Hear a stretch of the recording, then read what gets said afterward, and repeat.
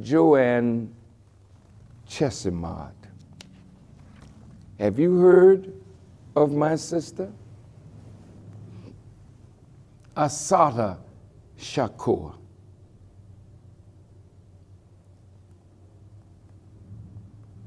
A political prisoner. She is looked upon now as a domestic terrorist. I met her when I was in Cuba. I talked with my sister. She terrorizes nobody. Why then would the Justice Department of the government of the United States make this sister a domestic terrorist? Here's what Joanne Chesimard said. I'm using her slave name, but I'm going to quote something from her. Her real name, that is an African name, Assata Shakur. She said that it means one who struggles, who fights for her people. She's now 65 years of age.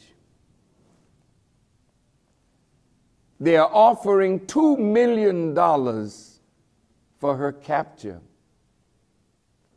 And now that she's labeled as a domestic terrorist, will our government find out where she lives and send a drone to kill her?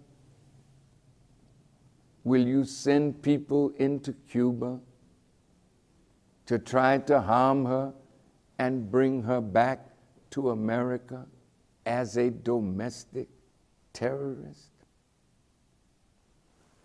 Listen to what she said. I had long ago become convinced that revolution was a science.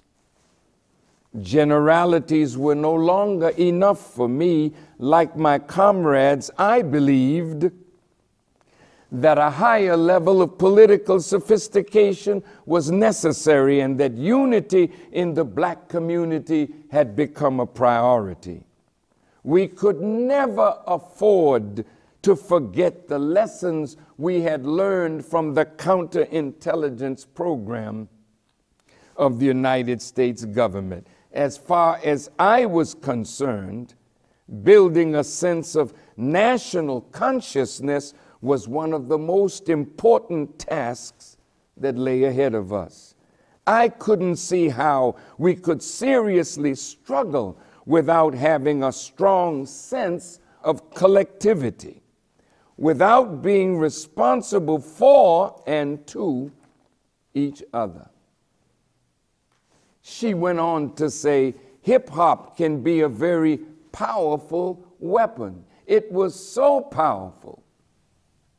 I'm digressing from her words, that the enemy sought to turn it from a weapon of consciousness for our people into a weapon that glorified thug life, that glorified drug life, that glorified where the enemy had placed us in what Dr. King called a sanctuary of criminal activity.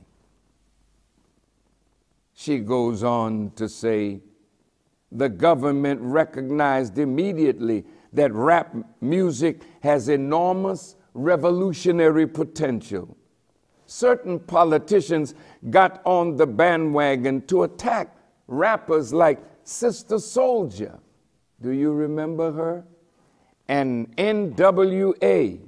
You've got various police organizations across the country that have openly expressed their hostility toward rap artists. For them, most rappers fall in the category of potential criminals, cop killers, or subversives. Sister Assata Shakur says, I am a black revolutionary woman. And because of this, I have been charged with and accused of every alleged crime in which a woman was believed to have participated. The alleged crimes in which only men were supposedly involved. I have been accused of planning. They have plastered pictures alleged to be me in post offices, airports, hotels, police cars, subways, banks, television, and newspapers. They have offered, at that time of her writing, over $50,000 in rewards for my capture. And now, as I forestated, their reward is $2 million. And they have issued orders to shoot on sight and shoot to kill. Let me ask a question.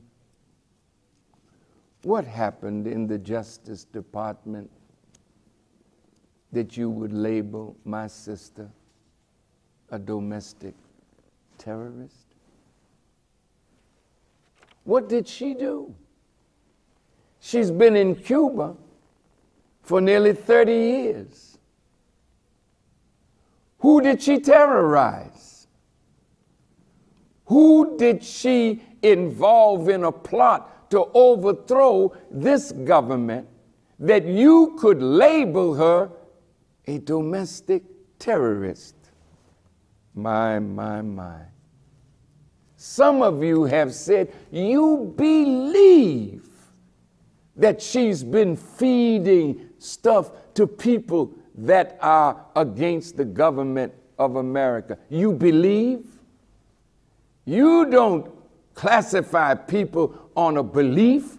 You classify people on actual facts. What are the actual facts of our sister living in Cuba because she can't come back to the place of her birth because of what you have falsely labeled her?